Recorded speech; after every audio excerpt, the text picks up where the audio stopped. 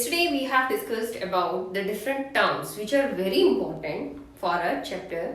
So today we are proceeding towards the laws of heredity. The laws of heredity, these were given by the scientist J.G. Mendel.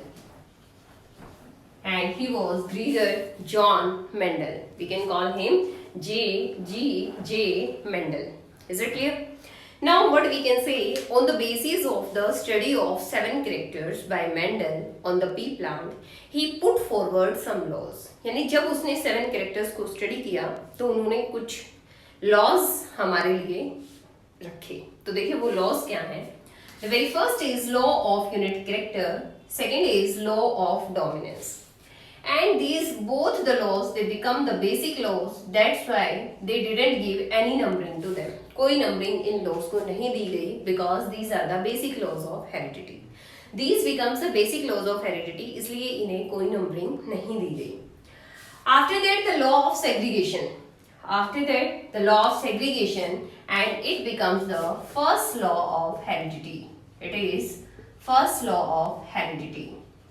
Then law of independent assortment, it becomes second law of heredity. तो अगर आपसे exam में पूछा जाता है कि first law of heredity बताइए या सेकंड लॉ ऑफ हेरिडिटी बताइए, तो you have to explain this one कि law of segregation is called to be the first law of heredity and law of independent assortment is said to be the second law of heredity. इसको हम second law बोलते हैं.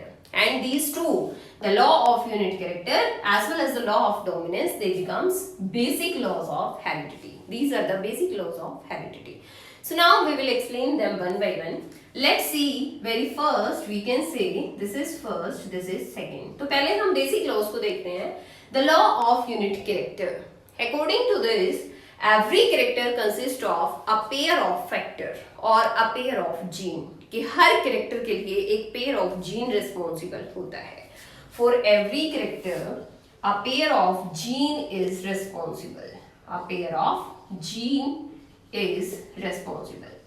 And out of that gene, that pair, उस pair में से one is the maternal gene and another one is the paternal gene. एक maternal gene होता है और एक पैटर्नल जीन होता है. यानी एक जीन उसमें से मदर से आता है, that is called to be the maternal, and another one comes from the father and that is called to be the paternal gene.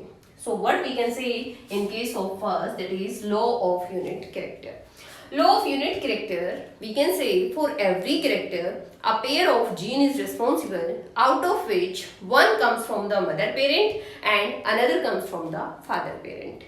Yeah, one is the maternal gene and another one is the paternal gene. Is it clear? So for example, if we say there is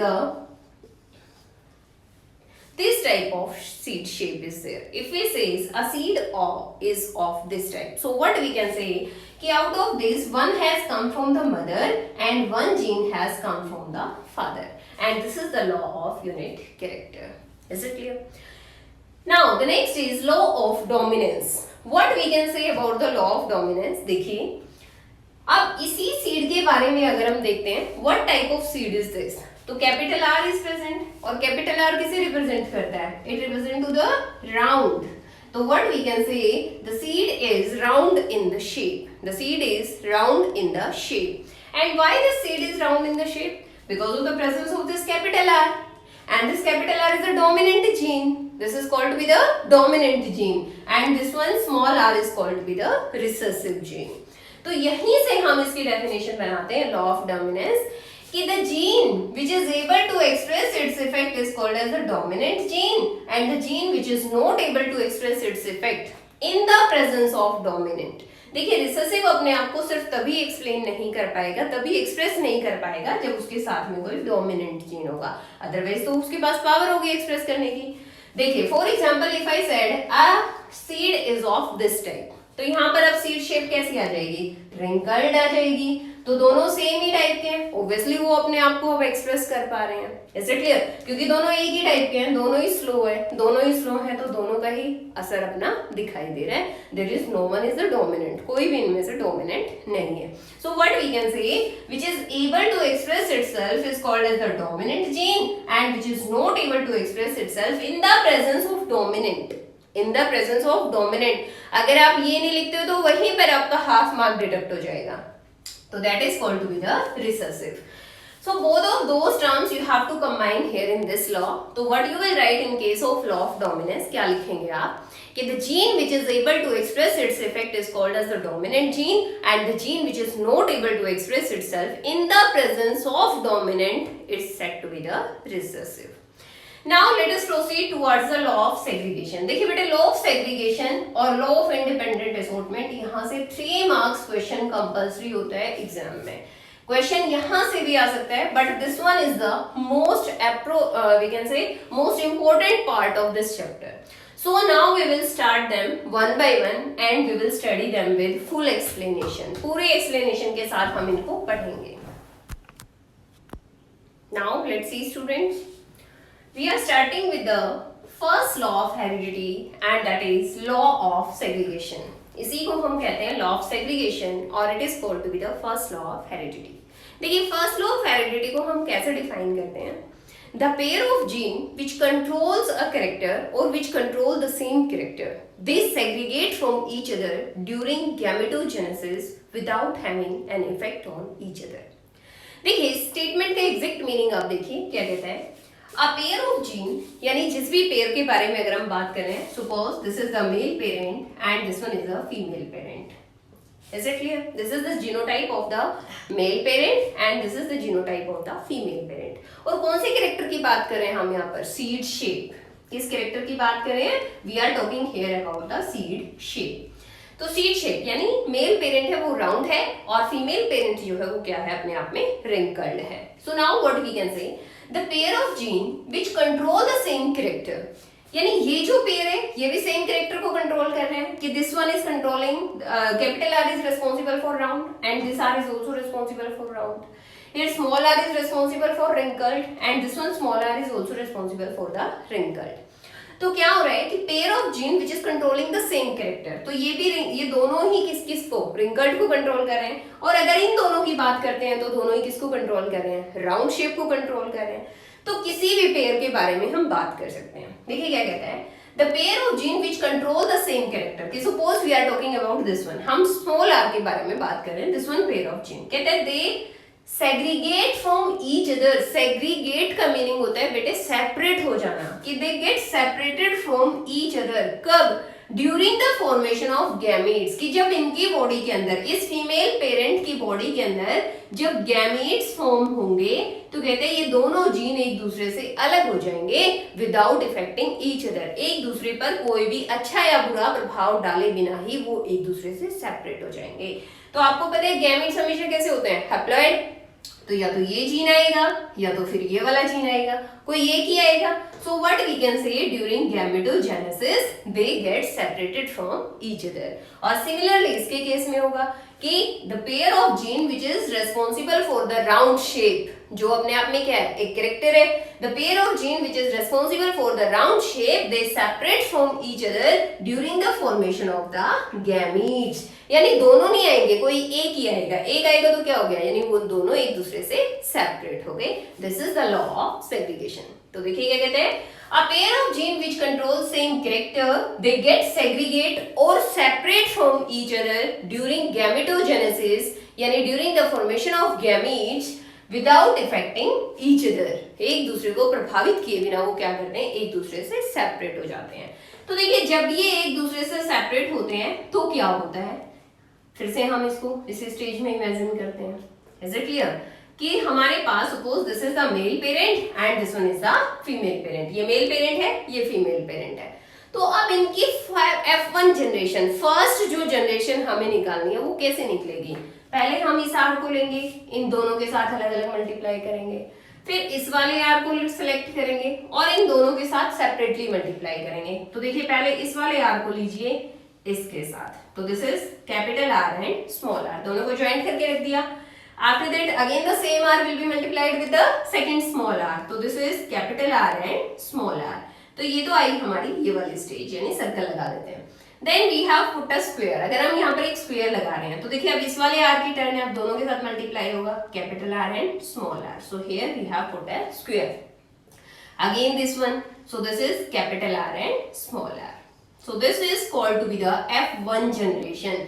ये first filial generation आ गई। कल मैंने आपको पढ़ाया था कि first filial generation क्या होती है, कि कोई भी दो पेरेंट्स लेकर के जब क्रॉस करा के उनकी प्रोजेनी प्रोड्यूस की जाती है तो उस प्रोजेनी को हम क्या कहते हैं, F1 जनरेशन या फर्स्ट फीलियल जनरेशन। अब देखिए, अगर यहां पर ये जो है this is responsible for the monohybrid cross, यानी ये सिर्फ मोनोहाइब्रिड क्रॉस में ही पॉसिबल है। जहां अगर हम सिर्फ एक कैरेक्टर की बात करें तो इस तरह का क्रॉस पॉसिबल है। अगर हम यहाँ कोई दो कैरेक्टर ले लेते, सपोज हम यहाँ पर प्लांट हाइट भी साथ साथ ले रहे हैं, तो यहाँ पर जब हमने एक कैरेक्टर लिया था तो 4 हो गए, और दो कैरेक्टर लेंगे तो कितना हो जाएगा, 16। कितने, 2 कैरेक्टर्स की जब बात होगी तो यहाँ पर 16। तो हमें तो बहुत इम्पॉसिबल सा काम हो जाता है कि ऐसे ऐसे क्रॉस करते करते हम बहुत कंफ्यूज हो जाएंगे, उनको F1 प्रोजेनी निकालना बहुत मुश्किल हो जाएगा। Is it clear? Now if we are going to find its F2 generation, तो F2 जनरेशन कैसे फाइंड आउट होती है कि F1 के कोई भी दो इंडिविजुअल्स का सेल्फ क्रॉस कराया जाए। Suppose I have taken one is this one and another one is this one. तो अब इन दोनों इंडिविजुअल्स के बीच में F1 जनरेशन के किन्हीं भी दो इंडिविजुअल्स के बीच में मैं फिर से क्रॉस परफॉर्म कराती हूँ, तो देखिए वही रूल फिर से एप्लीकेबल हो जाएगा कि this capital R it will multiply with both of these. तो firstly this capital R with this capital R in this way, then again this capital R with this small r, so this is capital R and small r. Then if I find this small r it will multiply with this capital R, so this is small r and capital R, and after that this is small r and small r.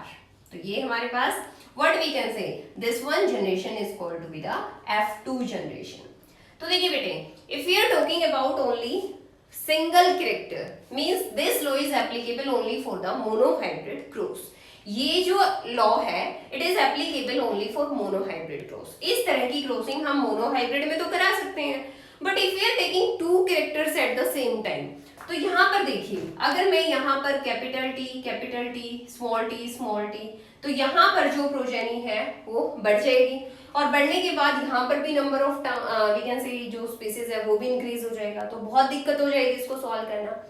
तो इसीलिए इस F2 progeny को find out करने के लिए एक shortcut method है हमारे पास, and that is called to be the Punnett square method.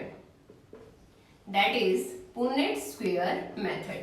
अब पुन्नेट स्क्वायर मेथड अपने आप में क्या है कि we have to develop a square.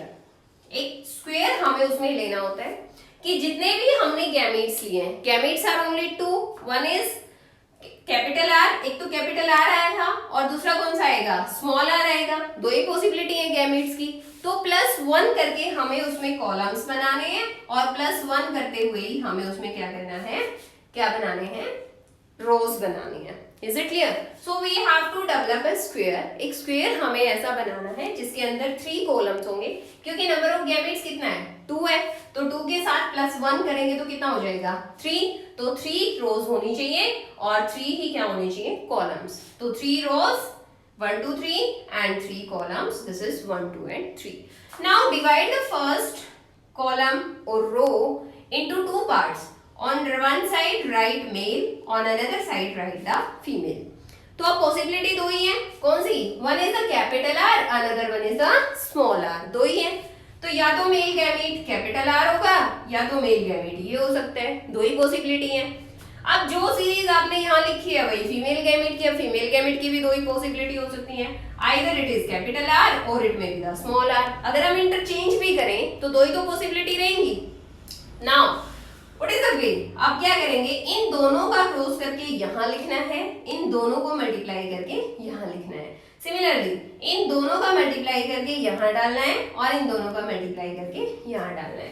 So this is capital R, so this is capital R and small r। First complete. Then what about the second row, second row में क्या करना है हमें, now see this is small r and this is capital R, so this is small r and capital R। आगे पीछे लिखिए doesn't matter, कुछ matter नहीं करता, आप पीछे भी r को लिख सकते हो, small r को पीछे भी लिख सकते हो। then after that small r and small r। तो देखिए ये जो चारों इंडिविजुअल्स हैं, क्या ये यहाँ भी है, कैपिटल R ये रहा यहाँ पे, कैपिटल R स्मॉल r ये रहा यहाँ पे, स्मॉल आर कैपिटल आर ये रहा यहाँ पर, and here small R and small R. तो आई थिंक दोनों बिल्कुल सेम है, एग्जैक्टली सेम है। तो सेकंड जब F2 जनरेशन हम निकालते हैं तो F2 जनरेशन के केस में हम ये वाला मेथड यहाँ पर ऑप्ट कर सकते हैं। ये शॉर्टकट मेथड होता है और इसमें मिस्टेक होने के कोई चांस हमारे पास नहीं रहते। अब देखिए एग्जाम में पूछा जाता है what is the genotypic ratio, genotypic ratio बताइए। तो जीनोटिपिक रेशियो यानी जेनेटिक। अब जीनोटाइप क्या है, या तो ये वाला है या तो ये वाला है कैपिटल आर और स्मॉल आर, ये तो सेम ही हो गया capital R small R capital R small R, आगे पीछे कुछ भी लिखो फर्क नहीं पड़ता। और तीसरा कौन सा है, small R and small R. तो ये कितने हैं हमारे पास capital R, it is only 1। और ये कितने हैं, 1 2, these are 2 and small r and small r, this is again 1. So this is the genotypic ratio क्या है, this is 1:2:1. Now if we say क्योंकि जीनोटाइप, तो जीनोटाइप यानी हमें जीन्स की रिप्रेजेंटेशन देखनी है, is it clear? Now if we have to find out the phenotypic ratio, अब हमें phenotypic ratio इसका निकालना है। तो phenotypic अब ये कैसा दिखेगा, राउंड, ये कैसा दिखेगा, राउंड ही दिखेगा। क्यों, क्योंकि अपने आप को एक्सप्रेस कौन करेगा, कैपिटल आर, और कैपिटल आर किसके लिए रिस्पॉन्सिबल है, राउंड के लिए। तो स्मॉल आर को तो ये एक्सप्रेस करने नहीं देगा अपनी प्रेजेंस में। तो what we can say phenotypically हमें ये जो सीड्स हैं ये दो टाइप के दिखेंगे, आइदर राउंड और रिंकल्ड। तो राउंड वर्सेस रिंकल्ड कितने होंगे, ये कैसा होगा, इट विल बी राउंड। ये कैसा रहेगा, it will again be round. ये कैसा रहेगा, ये कैपिटल आर है, फिर से राउंड। और ये कैसा रहेगा, इट विल बी रिंकल्ड, क्योंकि दोनों ही कैसे हैं, स्मॉल हैं। तो what we can say round are 3 and wrinkled is 1। तो phenotypic ratio will be 3:1. Genotypic ratio will be 1:2:1 and phenotypic ratio will be 3:1. अब अगर आपसे परसेंटेज पूछी जाती है कि tell the percentage of round seeds, तो राउंड सीड्स की अगर आपसे पूछी जा रही है तो 3 and 1 4, तो कितना हो गया 75% एंड दिस इज 25%। और अगर यहां से आपसे पूछा जाए प्योर राउंड कितने होंगे, that will B only 25%। Pure wrinkled कैसे होंगे, that will be again 25%। But ये जो स्टेज होती है ये कहलाती है हाइब्रिड राउंड, यानी मिक्स्ड वेराइटी है। दैट्स व्हाई यहाँ पर एक वर्ड हम ऐड करते हैं, दैट इज हाइब्रिड। तो हाइब्रिड राउंड जो है वो कितने होंगे, 50%। Is it clear to you?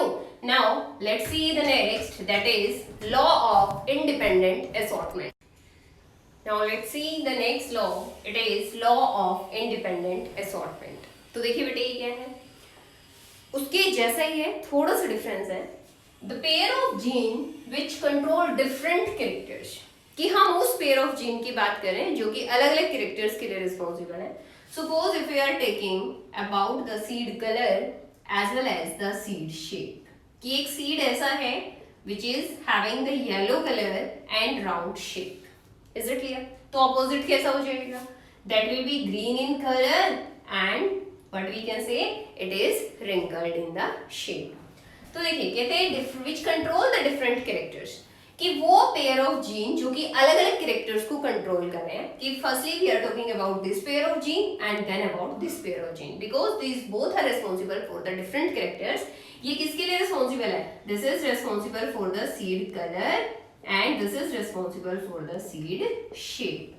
तो दोनों ही अलग अलग कैरेक्टर्स हैं, दोनों अलग अलग कैरेक्टर्स को कंट्रोल कर रहे हैं। तो देखिए क्या कहते हैं उनके बारे में, दे असोर्ट, असोर्ट मतलब होता है arrange, they arrange themselves independently during gametogenesis, कि जब इनकी बॉडी में भी गैमेट्स बनेंगे ना, कि suppose this one is the male parent and this one is the female parent, जब इनकी बॉडी में गैमेट बनेंगे तो हर कैरेक्टर के लिए एक जीन आएगा। ऐसा नहीं है कि इसका आ गया तो इसका नहीं आएगा, इसका आ गया तो इसका नहीं आएगा, नहीं, वो इंडिपेंडेंट है एक दूसरे के लिए, they are independent। इसीलिए वर्ड यहाँ पर यूज हुआ है कि the pair of gene which control different character they assort themselves independently, वो अपने आप को independently arrange करेंगे।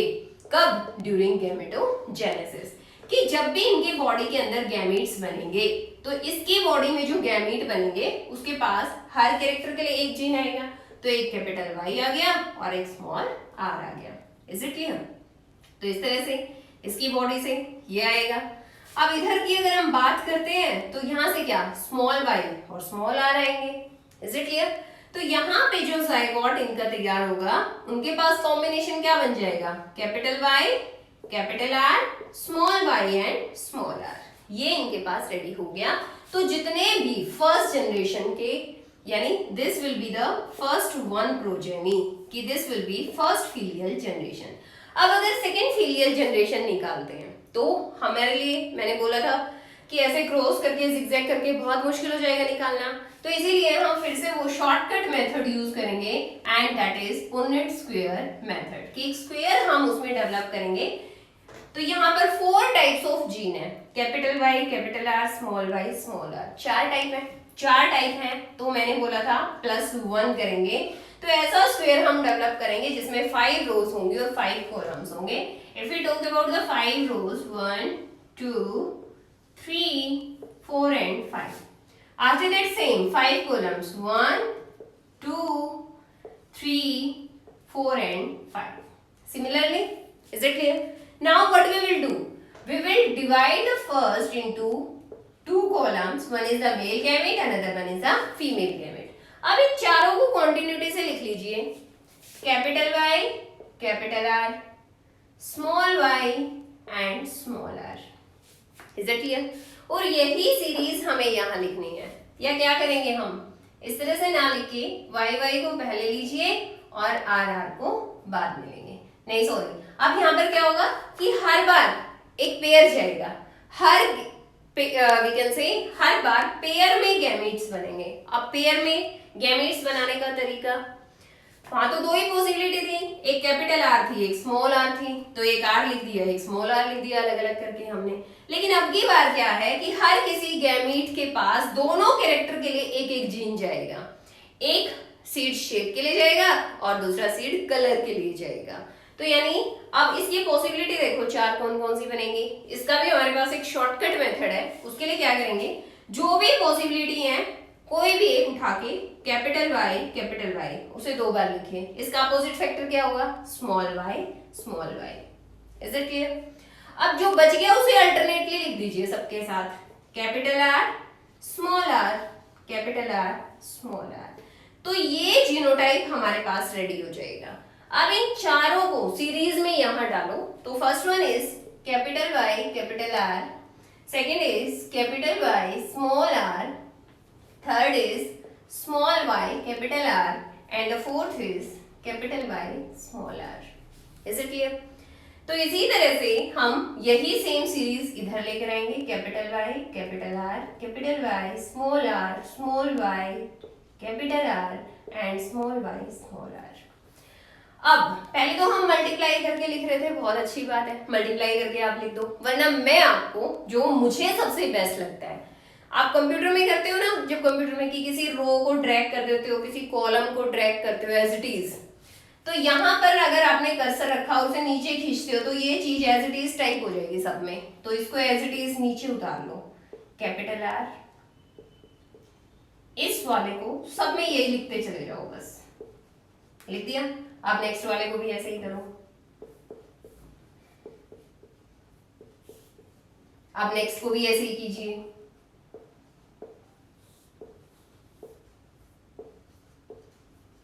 clear? Then same here.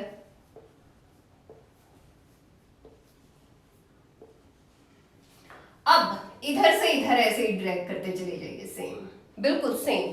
तो what we can C,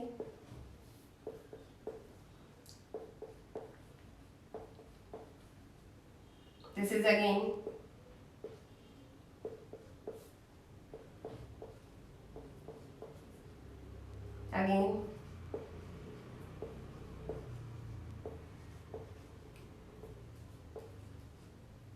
this is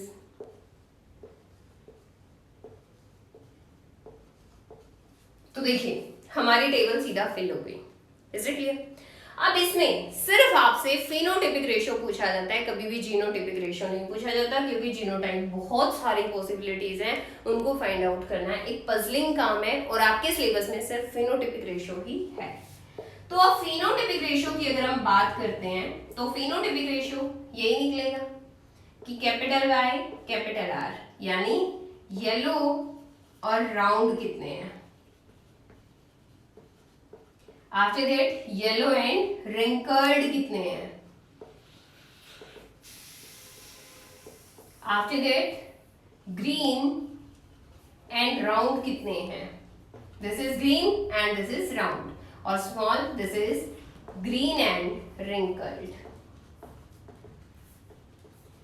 तो देखिए फर्स्ट में यहां अब हमने इनको देखना है, ये 16, these are total 16, 4 in each row, तो टोटल दीज आर 16। अब 16 को हमने देखना है, कैपिटल वाई प्रेजेंट है तो कैसा हो जाएगा येलो, और कैपिटल आर प्रेजेंट है तो कैसा हो जाएगा, कैसा हो जाएगा राउंड, तो येलो एंड राउंड, यानी ये यहां चला जाएगा येलो एंड राउंड में, this is yellow and round. Next case है येलो कैपिटल वाई प्रेजेंट है और कैपिटल आर भी प्रेजेंट है, एक भी कैपिटल वाई होगा तो येलो हो जाएगा और एक भी कैपिटल आर होगा तो राउंड हो जाएगा। अगर दोनों ही वाई स्मॉल होंगे, suppose in this case both Y are small, तो कलर कैसा रह जाएगा ग्रीन, एंड बोथ आर जो है वो भी कैसे हैं स्मॉल, तो यहाँ पर शेप कैसी रह जाएगी रिंकल्ड। तो इस तरह से जब आप इनको स्टडी करोगे तो रेशो आएगा आपका 9:3:3:1। जब आप इनको अच्छे से एक एक को जब आप चेक करोगे तो आप देखोगे इस कैटेगरी में 9 आ जाएंगे, इस वाली कैटेगरी में 3 आएंगे, और ग्रीन एंड राउंड भी 3 आएंगे, और ग्रीन और रिंकल्ड सिर्फ लास्ट होता है, and that is only 1। Is it clear? तो ये 4 लॉज है बेटे, इन 4 में से कोई ना कोई एक बोर्ड एग्जाम में कंफर्म होता है with in 3 marks. So you have to note down each and everything fairly in your notebook. Till that, thank you and have a nice day.